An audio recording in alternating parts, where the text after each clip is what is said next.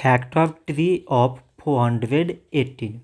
So 418, it can be written as 2 times 209. 2 times 209 means 418.